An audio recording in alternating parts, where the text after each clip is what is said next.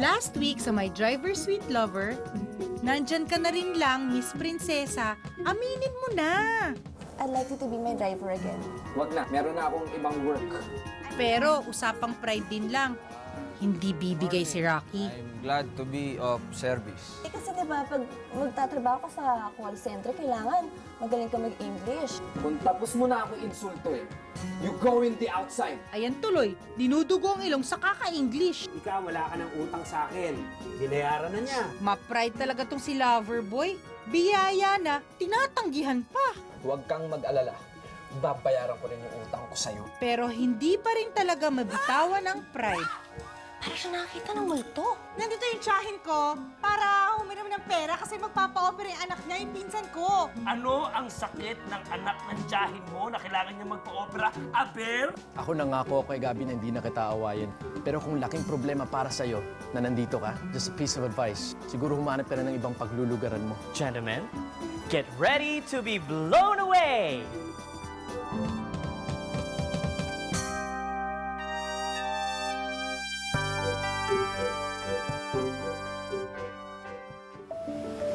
Bes, kitang-kita na sa mga mukha nila ang desired effects. Anyway, Bess, magbibigay pa si Simon ng progress report regarding your fashion show. Okay. Right, Simon? Yeah. Gabi. Okay. Exciting talaga to. Alam mo, makita tayo ulit sa taas, magbihis ka na, ha? Oo, sige. Simon, Tama. susunod na lang Let's kami go. sa conference room. Yes. Minnie, please. Simon. Over here. Yeah, susunod na ako. Careful. See you.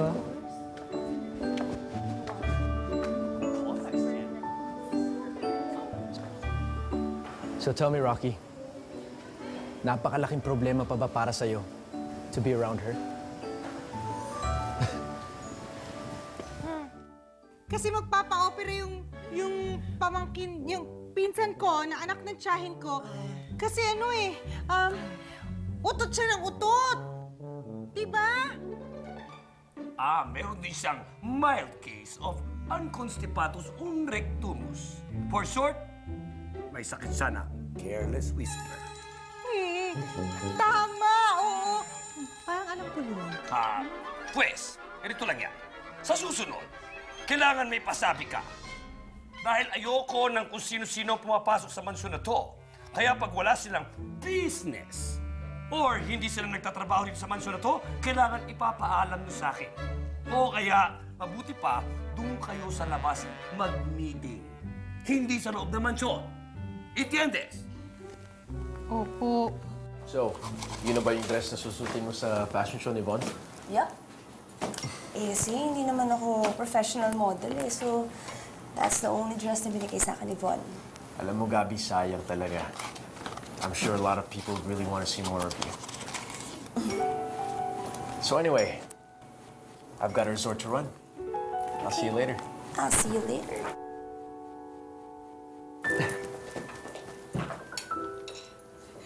Bes. Shh! Hoy. Huwag mo sasabihin na hindi ka nabubuisit, ha? Huwag mo sabihin sa amin dalawa hindi ka nabubuisit kay Colin pag umi-entra yun sa inyo ni Simon, ha? Kung hindi, sasabunutan ka namin. Okay, fine. Aaminin ko na. I am attracted to Simon. Senyora, halika na po. Hahatid ko na kayo sa inyong silid. Thank you. Ikaw naman kasi, Aling Whitey. Sabi ko sa'yo, huwag kang gagalaw dun, di ba? Paano? Nagulat nga ako dahil bumagsak eh. Wala. Kahit At saka isa pa, bakit naman ang dami-daming sakit utot pa yung binigay mong dahilan?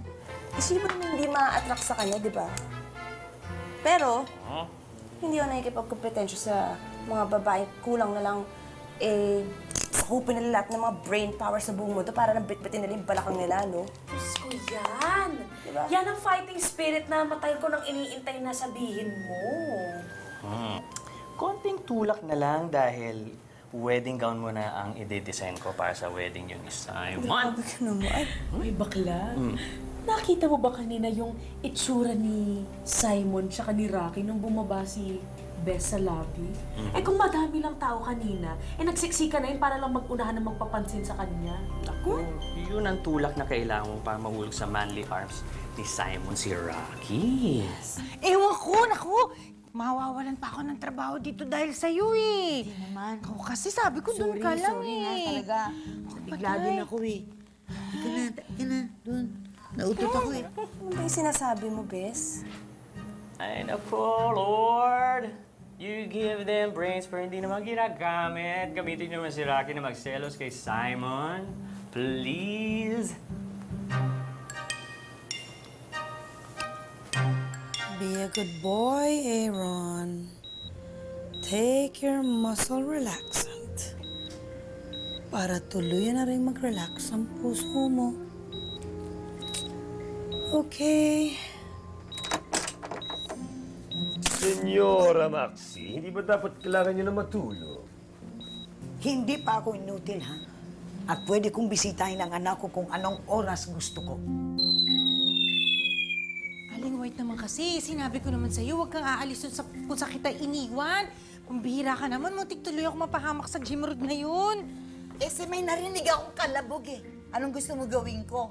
Hayaan mo, sa susunod, pag nagkaroon ng sunog dito sa malaking bahay na to, aalis na lang ako ng tahimik nang wala akong sasabihan kahit sino. Inasa na ba kasi po yung anak niyo? Tagal naman. Ay, oo, nag-text. Kanina pa nandyan. Nandyan na po.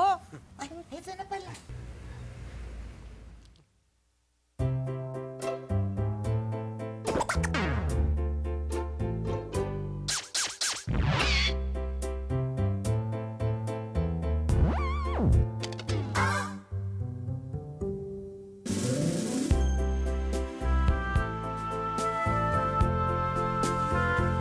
Ay, Tay, para kang timang dyan.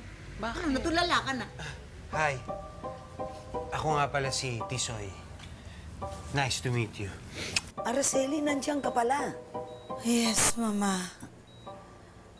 Pero since nandito na kayo, I can leave. Bye. Bye. Senyorita, okay na ba kayo? Yes.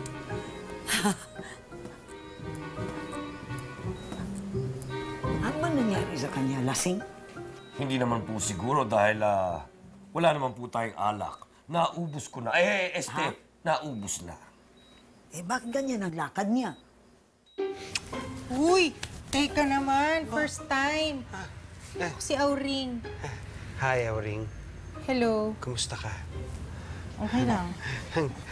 Tsaka ka na mangumusta, umuwi na tayo. Halika na. Alis na tayo, Nay. Oo, halika na. Goodbye, Auring. I will see you again. Goodbye. Babalik ako. Oo, umalis na kayo. Halika na! Simon, remind me about your meeting Okay. tomorrow with the contractor, ha? Sure. Gagawa pa ako ng malaking sign para maalala mo. Oh, Rocky. Okay ka lang? Ay, ma'am, ako na po. Okay, let's go. Rocky, teka, ba't parang pawis na pawis yung likod mo? Ganun ho talaga, ma'am, kasi mainit ho yung suot ko, doble-doble ho. Ako, dapat lagi ka nagdadala ng towel kasi baka mamaya magkasakit ka niyan. Sige po.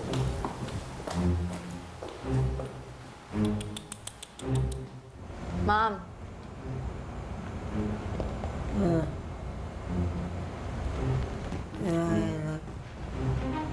Okay. Ma'am, what happened to you? Injection ng isensi ng muscle relaxant. Kaya lang sexy. Maxi. Maxi. Effective. Love. Alam mo, ganyan talaga yung best friend ko eh. Maasikaso talaga. Nakaka-in love, no? Kung hindi lang ako bakla, malamang nag-propose na ako sa kanya. Excuse me. Bakal kasi.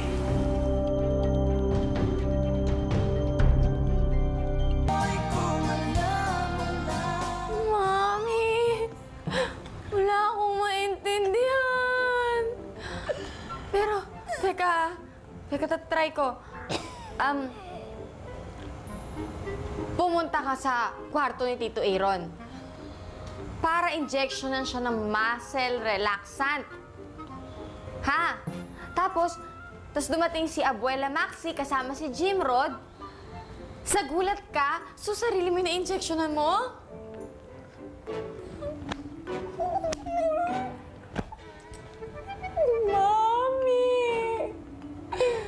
Mami, mukha kang joke dun sa itsura mo.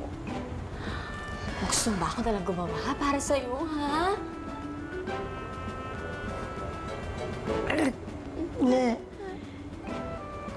Sabi mo, kaya sabi mo si Ricky. Si Ricky, nag-iwi mo na ba?